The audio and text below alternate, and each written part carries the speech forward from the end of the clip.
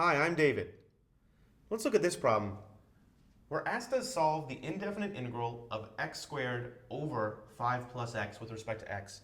And we're asked to use Appendix B, the table of integrals in the back of the book. Okay, when we see a problem like this, we can recognize a couple of things. First of all, in this problem, we're really told to use the formulas involving a plus bu. And there are a bunch of formulas that involve a plus bu. Now, specifically, we want to have something that looks roughly like a plus bu, or some sum on the denominator, and an x squared on the numerator. Well, if you look through Appendix B, you see number 6 gives us this formula.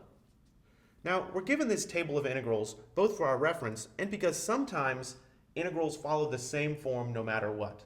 So any integral of this form will always result in an answer that looks something like this. So if we can figure out what a, b, and u are, then we can just plug into our formula and solve the integral.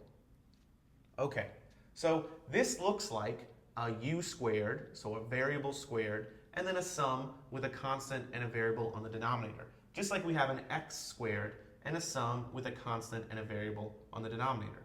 Okay, so this looks like a good formula to use. Let's see if we can use it.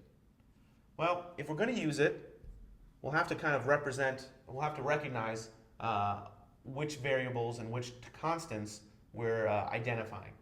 So first of all, certainly x is going to be the same as u. Because I have an x squared and a u squared, I have an x and a u right here, and therefore dx is going to be the same as du.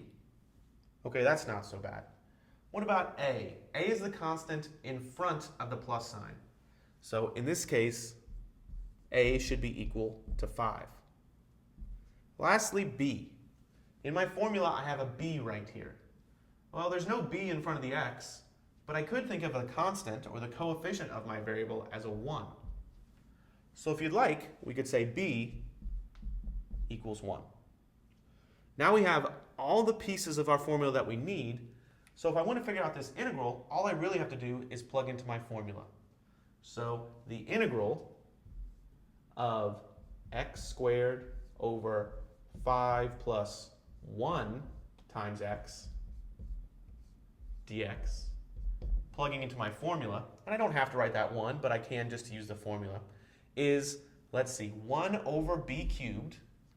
B is equal to 1, so that's 1 over 1 cubed, times, and then I'll put a big bracket, negative 1 times x, so that's 1 times x, because b is equal to 1 and x is equal to u, all over 2, times the quantity 2 times a, well, a is equal to 5, so that's 2 times 5, minus b, which is 1, times u, which is x,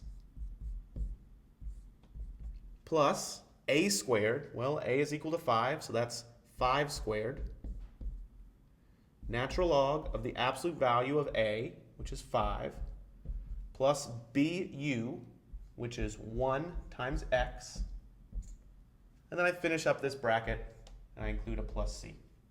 So that's my answer right there. Now, I should simplify a little bit because I can, but that's the extent of this problem. We don't actually have to integrate. We're just plugging into a formula and recognizing that if the integral of this is this formula, then I can apply that formula for my table of integrals to this integral right here. So simplifying a little bit, I don't have to put a 1 times everything, so I can ignore that 1.